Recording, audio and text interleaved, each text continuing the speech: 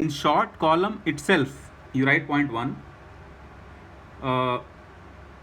only for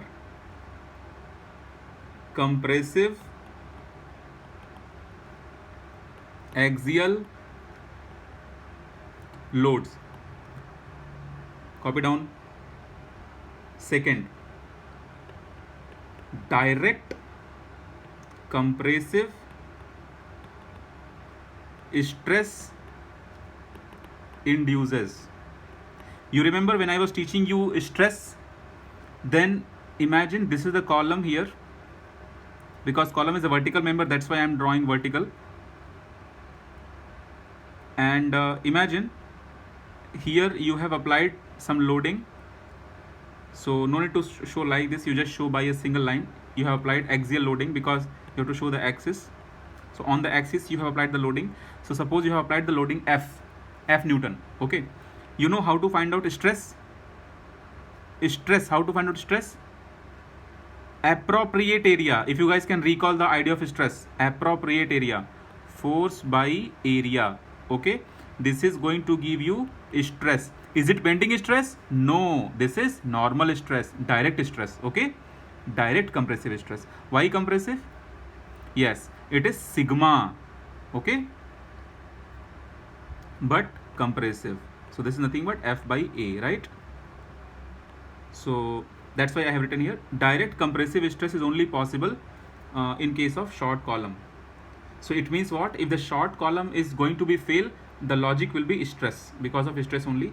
So for that you write your third point. If your axial compressive load will increase, then your stress will increase, and because of that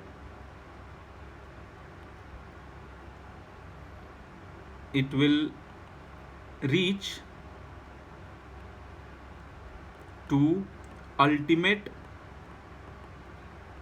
stress, and just after that what will happen? Column will fail. So why the column is being fail? Column is being fail because of axial compressive load, which is nothing but it is generating enough stress which is crossing the ultimate stress diagram. You remember this kind of diagram we had, right? So column will fail. And now here column is being fail, so there will be a particular loading at which column will fail. So that loading is known as crushing load or collapsing load. I will show just right here the fourth point.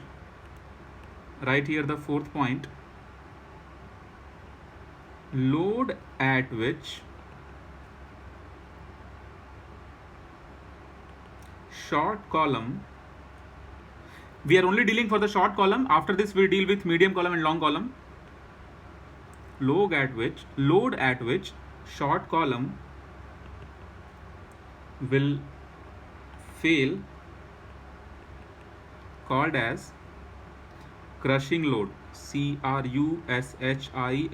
crushing load, or you can say collapsing load. COLLAP, collapsing load. Guys, if you have seen some kind of YouTube channels, they will be having a press machine. In that press machine they will press lot of different things, and their views are amazing.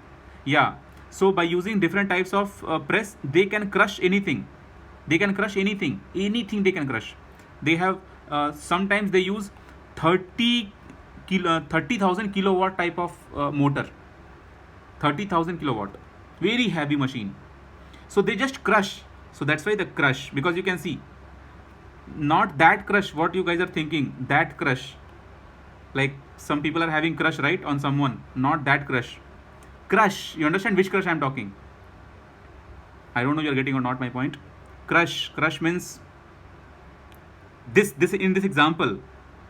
Okay, like crush something, you take something in your hand and crush something. Okay, so crushing or collapsing, right? So these are the 4 very important info about short column. Now we'll take down some info about long column. Now here you can have a question.